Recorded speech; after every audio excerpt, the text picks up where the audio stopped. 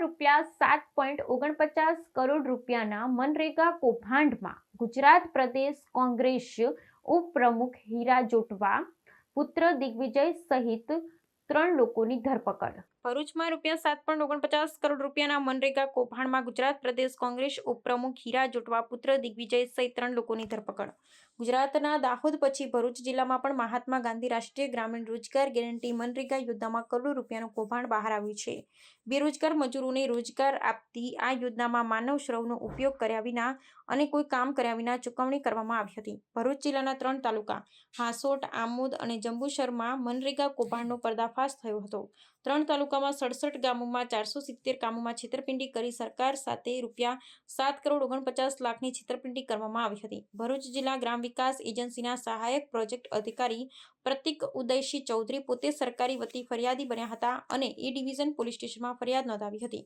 ભરૂચના એ division police સ્ટેશનમાં Jalaram enterprise એજન્સીના પિયુષ રતિલાલ નુકની અને મુરલીધર એન્ટરપ્રાઇઝના જોધાર નારણભાઈ સભાર સામે એફઆઈઆર નોંધવામાં આવી। ભરૂચ જિલ્લાના વિવિધ તાલુકામાં માટી ધાતુના રસ્તાઓના ઘણા કામોમાં ટેકનિકલ ખામીઓ જોવા મળી હતી।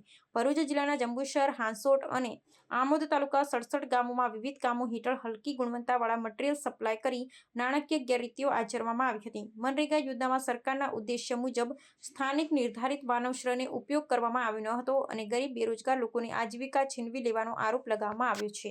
મનરેગા યોજના હેઠળ ભરૂચ જિલ્લામાં જે કામો થયા હતા એ કામોમાં કોઈ ગેરરીતિ થઈ હતી એવી રજૂઆતના આધારે ડીડીઓ શ્રી ભરૂચે એક પ્રાથમિક ઇન્ક્વાયરી કરી હતી। આ પ્રાથમિક ઇન્ક્વાયરીમાં એમને શંકાસ્પદ વસ્તુઓ જાણવામાં આવી અને 56 ગામો પૈકી 11 ગામમાં પ્રાથમિક ઇન્ક્વાયરી કરવામાં આવી ત્યારે તેમને ગેરરીતિ થયાનું પ્રાથમિક દ્રષ્ટિએ જણાવ્યું। ત્યારબાદ ઇન્ચાર્જ ડીઆરડીએ ભરૂચ દ્વારા આ રિપોર્ટના આધારે એક પોલીસ ફરિયાદ દાખલ કરવામાં આવી।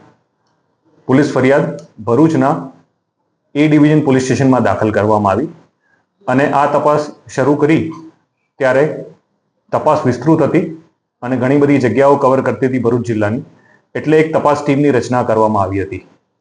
તપાસ કરવામાં આવી રહેલ છે અને RM વસાવા એ પોતે તપાસનીશ અધિકારી છે। તપાસ ટીમે જ્યારે તપાસ શરૂ કરી ત્યારે ઘણા બધા કર્મચારીઓના નિવેદન લેવામાં આવ્યા।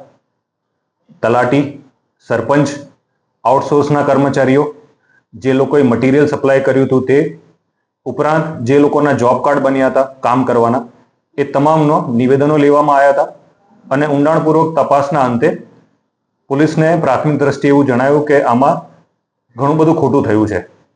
તપાસ ડિટેલમાં જતા ખબર પડી કે 2 એજન્સીને આ કોન્ટ્રાક્ટ મળ્યો હતો, મુરલીધર એજન્સી અને જલારામ એજન્સી। આ બંને એજન્સીઓને મટીરિયલ સપ્લાય કરવાનું હતું અને કામ પૂરું કરવાનું હતું। તપાસ કરી ત્યારે ખબર પડી કે આ કામ પણ પૂરું નથી થયું, જેટલું કામ કર્યું છે એ પ્રોપર કામ નથી કર્યું, મટીરિયલ સપ્લાય જે કરવાનું હતું એ પણ નથી કર્યું અને જે 60-40નો ratio material supply is to labour એ પણ મેન્ટેન નથી કર્યો। તેમ છતાં 56 ગામોમાં ખોટા બિલો રજૂ કરી અને સરકારી નાણાંની ઉચાપત કરી છે। ખોટા જોબ કાર્ડ બનાવવામાં આવ્યા છે। ગરીબ માણસો જે લોકોને મજૂરી દર્શાવી એ લોકોના અકાઉન્ટ ખોલાવવામાં આવ્યા અને સરકારી નાણાં એ એકાઉન્ટમાં ટ્રાન્સફર કરી મુરલીધર એજન્સી અને જલારામ એજન્સીના પ્રોપ્રાઇટરોએ આ નાણાં પોતાના અકાઉન્ટમાં લઈ લીધા। આ આખી તપાસ પ્રાથમિક રીતે 11 ગામોથી શરૂ થઈ અને હાલ પણ ભરૂચ જિલ્લાના 3 તાલુકામાં આ કામો જે નથી કરવામાં આવ્યા અથવા અધૂરા કામો કરવામાં આવ્યા છે તેની તપાસ ચાલુ છે અને તપાસ દરમિયાન એવું જાણવા મળ્યું કે આ જે 2 એજન્સીના જે નામ છે એ નામ કાગળ ઉપર પ્રોપ્રાઇટર બીજા છે, પરંતુ તેના મેઇન સ્ટેક હોલ્ડર્સને જે મેઇન પૈસા લઈ જતા એ હીરા જોટવા અને અન્ય લોકો છે। જ્યારે ડિટેલમાં પૂછપરછ કરી ત્યારે એ પણ ખબર પડી કે સરકારી કચેરીઓમાં જે આઉટસોર્સના માણસો હતા એ આઉટસોર્સના માણસો આ 2 એજન્સીઓ દ્વારા મૂકવામાં આવી અને ખોટા બિલો રજૂ થયા છે, ખોટી સહીઓ કરી છે અને સરકારમાં આ કામ પૂરા થઈ ગયા છે, વ્યવસ્થિત થઈ ગયા છે અને રેશિયો જાળવીને પૂરા કર્યા છે એવી ખોટી રજૂઆત કરી અને સરકારી નાણાં એ લોકોએ ઉઠાયા। જ્યારે અકાઉન્ટ ડિટેલ્સ અને કોલ ડિટેલ્સ અને ગૂગલ મેપ ઉપરથી અમે લોકોએ સર્વે કર્યો અને અમારી તપાસ કરી તો 2021માં જે પરિસ્થિતિ હતી, 2022માં શું થઈ, 23માં શું થઈ, 25 સુધીની અમે પરિસ્થિતિનું ગૂગલ મેપ ઉપરથી પણ સર્વે કર્યો. એ જગ્યા ઉપરના લેટલોંગ લઈ અને એનો પણ સર્વે કર્યો કે કામ કેવા થયા છે. ઉપરાંત જે રીતે પ્રોસેસ પૂરી કરી સરકારી કચેરીને ડીડીઓ ઓફિસથી અંદર અમે ડોક્યુમેન્ટ્સ ભેગા કર્યા, એ લોકોના બેંક અકાઉન્ટ ડિટેલ લેવામાં આવ્યા, એ લોકોના ઇન્ટર કોન્ટેક્ટ શું હતા એ ખબર પડી, એ લોકોના આઉટસોર્સના માણસો કયા વિસ્તારના હતા અને કેટલા એક્સપિરિયન્સ હતા એ ડિટેલ લીધી. અને એના અંતે અમારી તપાસ ટીમે નિષ્કર્ષ ઉપર આવી કે આમાં જલારામ એજન્સી અને મુરલીધર એજન્સીની પાછળ પણ ઘણા લોકો છે કે જે સંડોવાયેલા છે અને જે લોકોએ આ સરકારી નાણાંની ઉચાપત કરીને પોતાના વપરાશ માટે પૈસા રૂપિયા લીધા છે. જેના આધારે અમારા પૂરતા પુરાવા અને એવિડન્સ ભેગા કરી અને ગઈકાલે હીરા જોટવા કે જે આ બધા પૈસા એમના અકાઉન્ટમાં, એના પરિવારના અકાઉન્ટમાં જે ટ્રાન્સફર થયા છે, એમને અમે ગીર સોમનાથથી પૂછપરછ માટે લઈ આવ્યા અને ગઈકાલ રાતે ભરૂચ પોલીસે એમને એરેસ્ટ કર્યા. એ ઉપરાંત ટેકનિકલ ઓપરેટર હાંસોટનો રાજેશ ટેલર કે જે આ લોકો વતી તમામ ડોક્યુમેન્ટ ભેગા કરતો હતો, એ ડોક્યુમેન્ટ વેરિફિકેશનનું કામ એનું હતું. એ વેરીફાઈ કર્યા વગર ખોટા બિલ રજૂ કરતો હતો અને સરકારમાં એ નોંધ કરાવતો હતો કે આ બધા બિલો સાચા છે ને કામ પૂરું થયું છે. એ ખોટા માણસોએ આ બધું એવિડન્સ ભેગા કર્યા એટલે રાજેશ ટેલરને પણ અટકાયત કરી છે.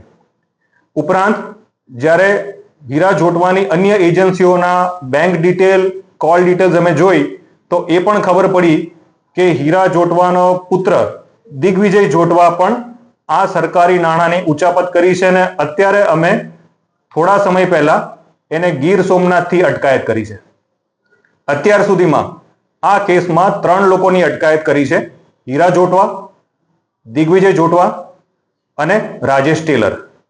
આગામી સમયમાં આ લોકોએ કઈ રીતે આ નાણાં એકત્ર કર્યા, કઈ રીતે આ લોકોએ મટીરિયલ સપ્લાય કર્યા વગર કામ પૂરા કર્યા અને કઈ રીતે આ લોકોએ આખું કૌભાંડ બહાર કર્યું છે, એ આખી કોન્સ્પિરસી આગામી સમયમાં અમે બહાર પાડશું. અને અન્ય આરોપી જે આ લોકો સંડોવાયેલા છે, એજન્સીઓના બંને માણસો આરોપી છે જ, એ ઉપરાંત કોણે કોણે આને સપોર્ટ કર્યો છે, છેક નીચેથી લઈને ઉપર સુધી કેટલા લોકો ઇન્વોલ્વ છે, એ તમામની પૂછપરછ કરી અને એ લોકોની ગુનાહિત કૃત્ય સામે આવશે તો એ લોકોની અટકાયત કરીશું. સર, અત્યાર સુધીની તપાસમાં કૌભાંડનો વ્યાપ કેટલો મોટો થઈ શકે છે અને ક્યાંથી થઈ શકે તેવું લાગે છે? હાલ પૂરતું ડીડીઓ શ્રી ભરૂચે 3 તાલુકાની ડિટેલ્સ આપી છે. 3 તાલુકાના 56 ગામોને આ એફઆઈઆર ના અંદર સમાવેશ કરવામાં આવ્યો છે. 7.5 થી 8 કરોડનું એપ્રોક્સિમેટ વેલ્યુ થાય છે આની. અને હજી આગામી દિવસોમાં ડીડીઓ કચેરી અન્ય જગ્યા ઉપર જે લોકોએ કામ કર્યા છે આ જ એજન્સીઓ, એનો પણ સર્વે કરી રહી છે. એ કચેરી દ્વારા જે ડિટેલ અમને આપવામાં આવશે અને બીજા તાલુકાનો ઇન્વોલ્વમેન્ટ હશે તો એનો વ્યાપ એ કક્ષામાં પણ આગળ વધશે.